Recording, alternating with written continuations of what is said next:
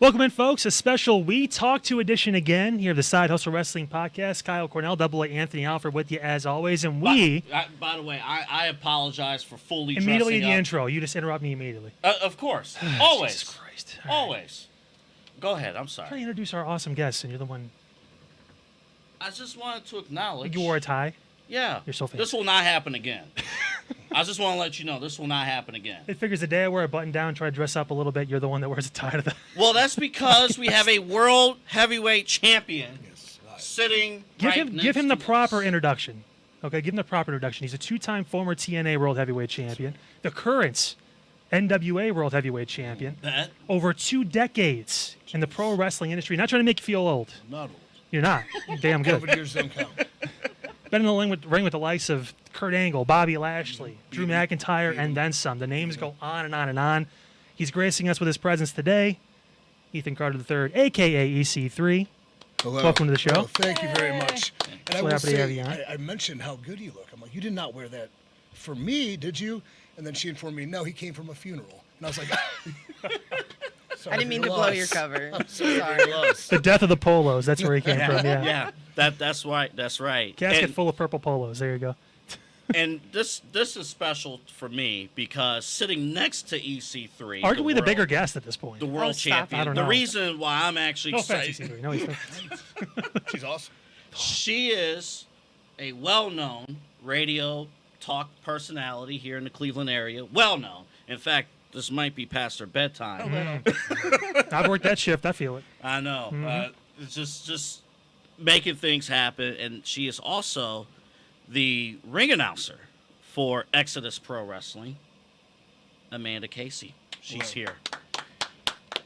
Now, let me go to Amanda first because I have to know just from this combination. She hits me up a year ago.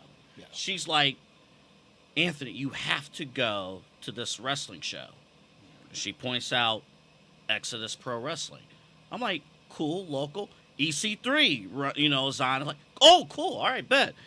Why do you care? I don't know. I'm like, that was my first. So, Amanda, how did all of this get started with you and just you two together? Yeah, how did serendipity bring us together? I feel like it was an accident, to be honest with you. And you know how the broadcasting community is very, close. We all cross over in a lot of ways. And same with our broadcasting school. There was a graduate from the school who had been my intern, Chelsea, that was wrestling with the league. And so we set up some interviews for these guys. They came down to do some promo, and we brought them into the show. And Chelsea's like, do like a ring announcement. And man, that's my thing. Get out of here. I've been doing Carlos Baerga, like announce anything. Just bring me to it, and I will do it. So she's like, you want to come out? You want to fill in and do the show this weekend? And I'm like, sure, yeah, I'll do a show. And then I did another show, and then I did another show. And,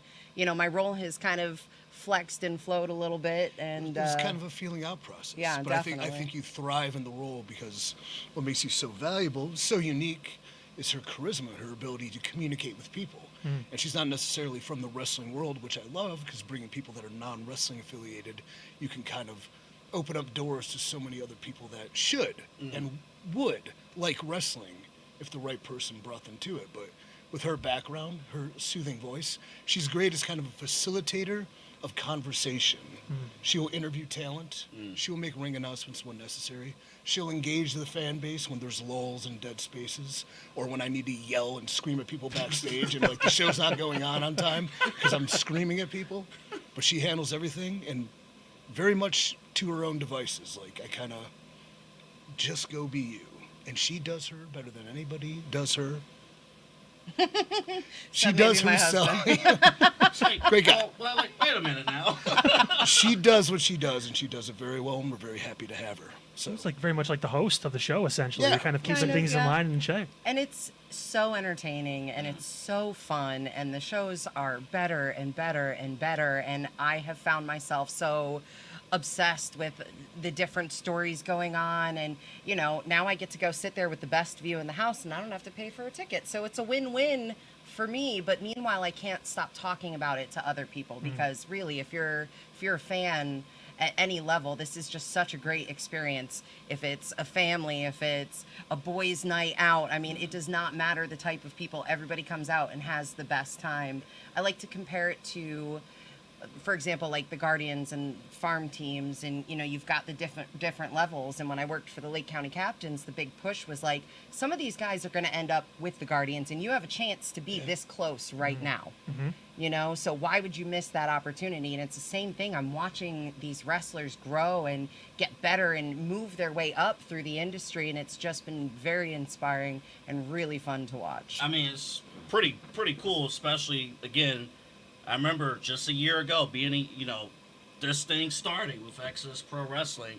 And I want to mention here that coming up August 24th, 6:05 p.m., and we'll talk about the 6:05 significance for the younger audience here in a second. But Exodus Pro Wrestling presents Journey 2, August 24th, 2024, 6:05, start time to bell, doors open at 5:05. Right here in Cleveland. We'll have the graphic up just a little bit. 6:05. What's the significance, EC3, of the 6:05 start time I believe it's for our younger audience? It's a throwback to NWA of lore, if you would like to give them an education. Because it was brought to my attention because I grew up a WWF fan. So I didn't know the NWA television schedule. Now, I acclimated myself as I became a student of the game of NWA and all the greats whose title I now hold, the Flairs and the Steamboats and the Funks and the Rhodes and the O'Connors and the Thezes and, just a Sorry, I couple. took a deep breath there. I was like, holy crap. Get 'em.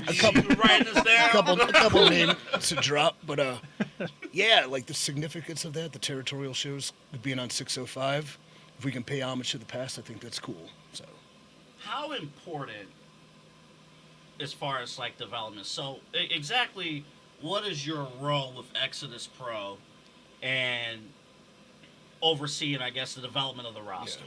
I would call myself the sovereign chief of Exodus Pro. Okay. Okay, so what does that mean?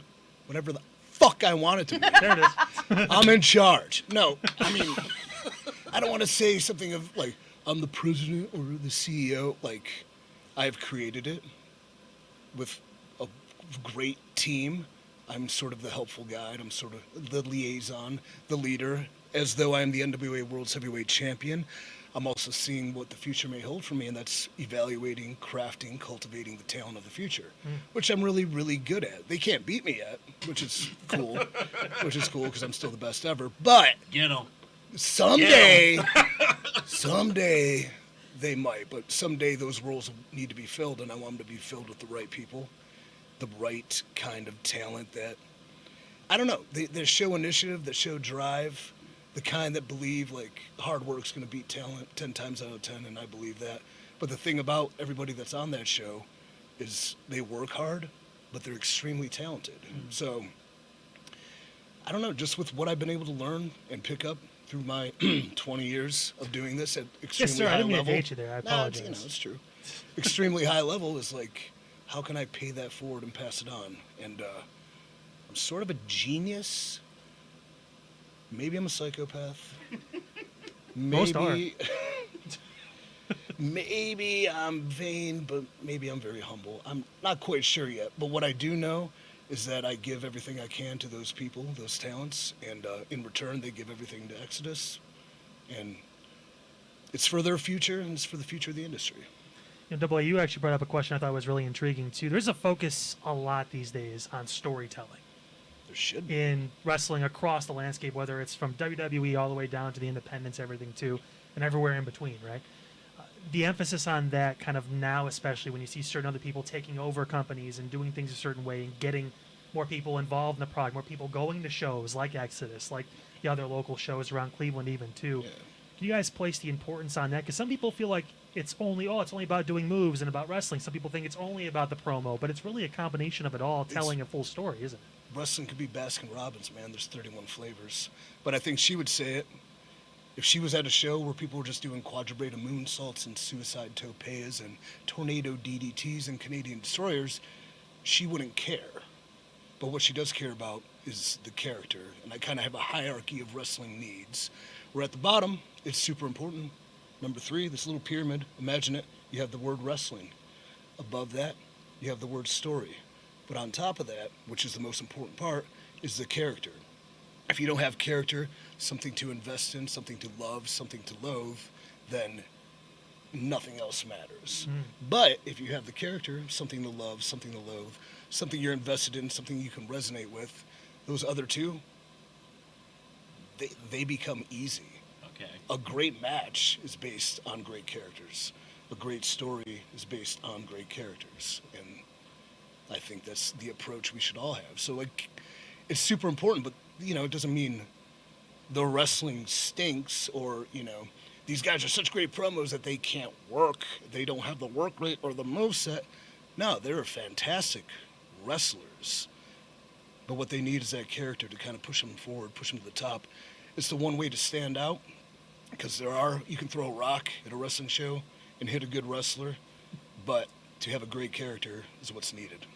You guys have so many too. You guys, So many. we do. We do. We do. Amanda, you work there too. It's crazy to me though. You know, it's down to the smallest detail and the smallest part and the smallest character. And Groovy Grizzlies is probably my favorite example, because we are talking about human-sized tie-dye bears that I don't know how, but they got me so invested in their well-being. One was captured, was literally. finally returned to his Kidnapped. owner, and you know the wrestler that they belong with, Man Bun Jesus, he's definitely one of my favorites as well. But to be that invested in the Bears or Towel Boy, who Oh my God, thought? what's his backstory? I gotta know now. I need to Towboy? know. If it's not South Park related, I'm a little disappointed. I need to know. It's even better. Cowboy, his real name's Jay Akira. He trains at the CYN Cooperative. But the reality of his story, I don't want to tell it yet because we're going to get there. But what he did is he sacrificed a lot for this business. He sacrificed a lot to come here and try out and stick with us. And just finding him a unique place to be on the show, where one of our talents, Brandon Day, the Unchained King, is sort of like a MMA badass type dude, where I always thought, wouldn't a guy that is doing MMA have a charismatic towel boy? And lo and behold, the towel boy, it just got over, and it came down to two simple words that I gave him. Hey, before you go out there, just say, "Yeah, boy." And he looked at me like, "What? Are you sure?" Wow. And he went out there and he said, "Yeah, boy." And then imagine that, every person in that building said, "Yeah, boy," right back at him. And he comes back and goes, "You are a genius." And I'm like, I know. The kid says it with his whole body. He does. But it's like, you can give that kid any sort of word, phrase, moment. He just has a very unique energy. And the reality of his story is it's heartbreaking yet impressive. And it's like it's a real underdog story. So to get there, how do you get there? You got to make people care about somebody.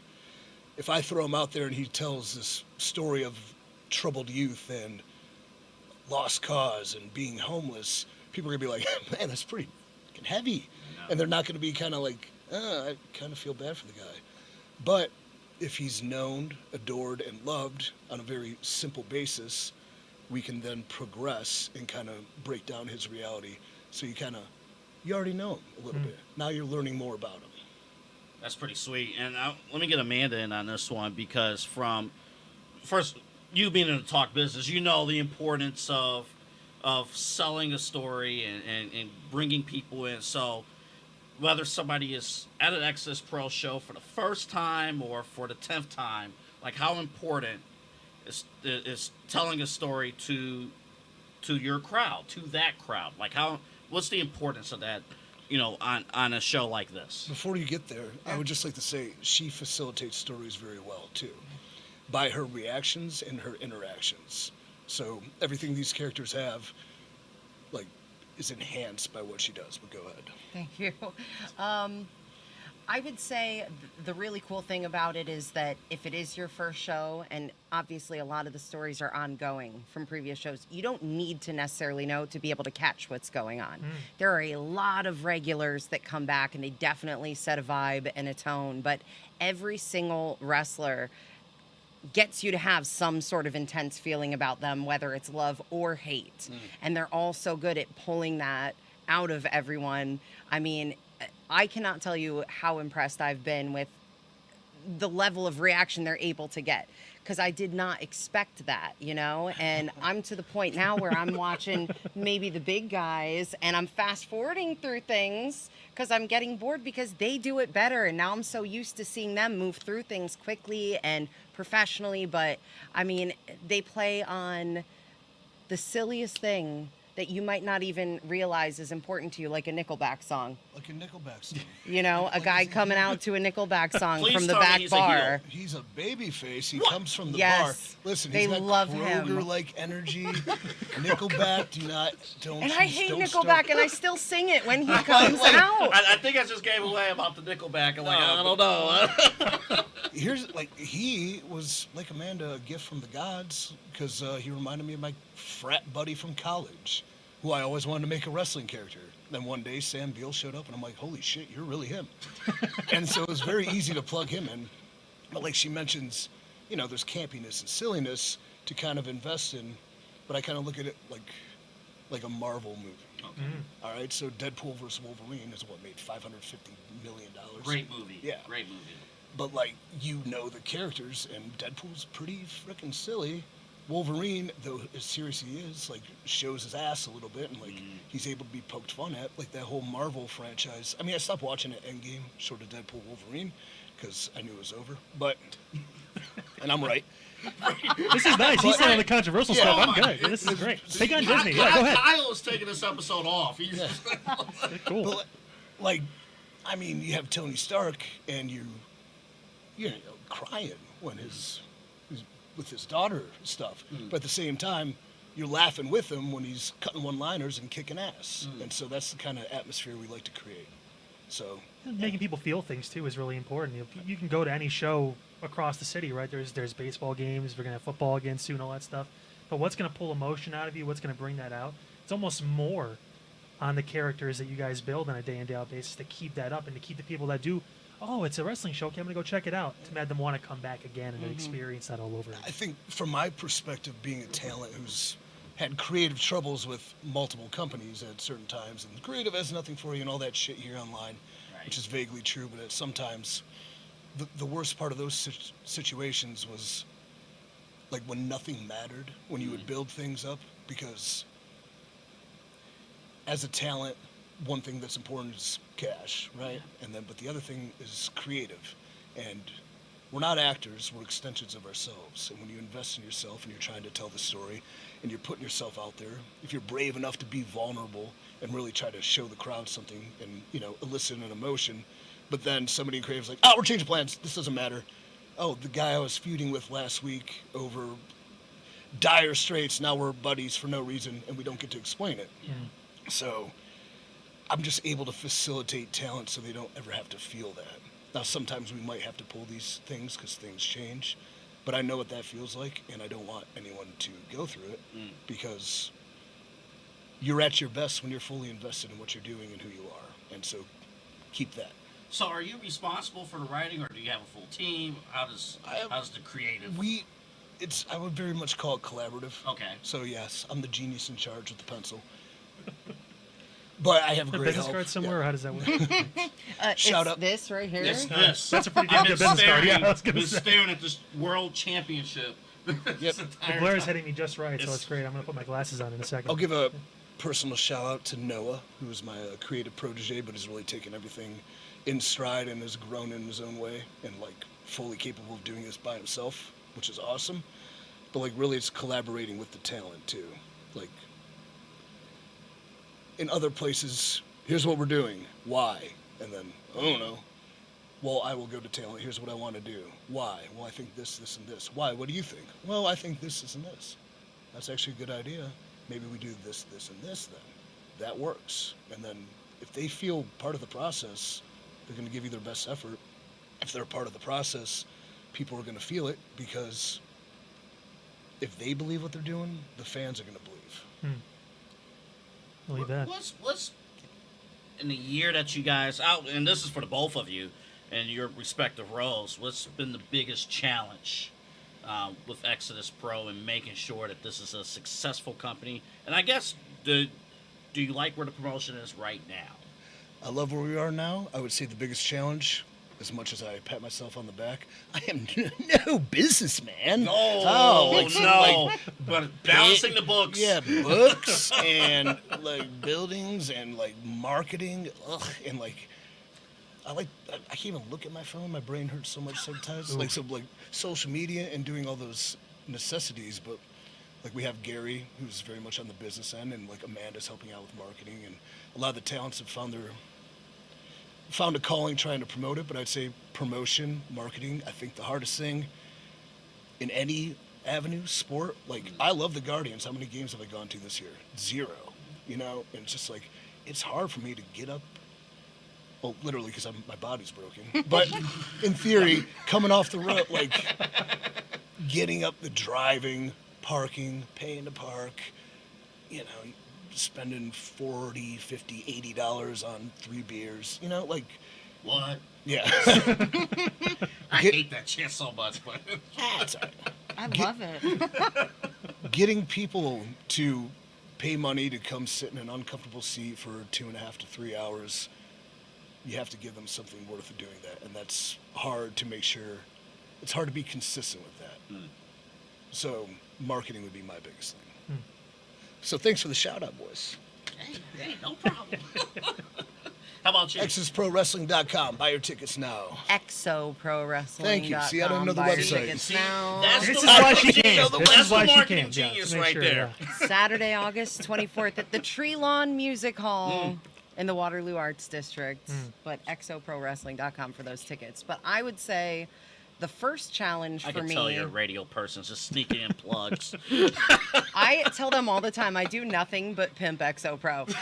And it's because it's so good and I want everyone to share it with me. You know what I mean? But I would say my first challenge was just really understanding the business, because growing up a fan made no difference. It doesn't matter that I saw Cactus Jack limping through a parking garage away from, paramedics as a child. That didn't help prepare me for the role. I will say the most helpful thing to me in understanding these guys and like the hard work was the documentary that came out on Netflix about a similar league. And I won't give them any name mentions unless you go have ahead. a belt again. But OVW, they had the I'm wrestlers. still a champ there. See? This so man that's just okay. takes over I everything. wasn't on the show, but yeah. But it definitely, you know who I noticed now because I went back and started watching it is Cal. Tiffany Nieves Tiffany. in the background and different things, and she's with us every show. She is amazing, La Princesa. She's a sweetheart. She's the best at everything. But learning just their side of it and how hard they work and the things they sacrifice to be able to just have opportunity to be seen, I had to have the right kind of respect for what these guys are doing so that it could be returned. So that was probably like my first major challenge, was really understanding their side of the business. The secondary part is I have a traumatic brain injury. My memory is like this long. So I'm like Kyle. This is Anthony. well, nice to meet you. Let me turn around and we can do it again. So like 3, 2, yeah. I would say my challenge in a lot of stuff that I do is sometimes forgetting things, like when I interview, we have a wrestler who is nothing but business. He's strictly business. Brandon Beretta. And he's one of the guys that I get to interview, and I love interviewing him because his answers are so short intentionally, because he's there for business. He's not there for show. I actually just wrote a segment between you two. Did you before really? Awesome. Let's go. Awesome. Let's But I go. hate the fact that I have to reference my notes. I wish I could just remember, to make things more smooth and more streamlined as we continue to move on. I believe we're going to be possibly live streaming We are. this next show. Yeah, we could talk about so that. it puts the pressure on a little bit more to just make my part as professional and seamless as possible. Could I make it easier for you? How?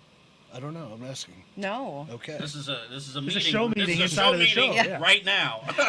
Do you know how special I feel getting to be in those Oh, production meetings? Because there's only like a few people, and then we do like the round circle of chairs, and I watch him get frustrated over and over because we all keep cracking jokes while he's trying to get to the business. But yeah, no, it's been fun.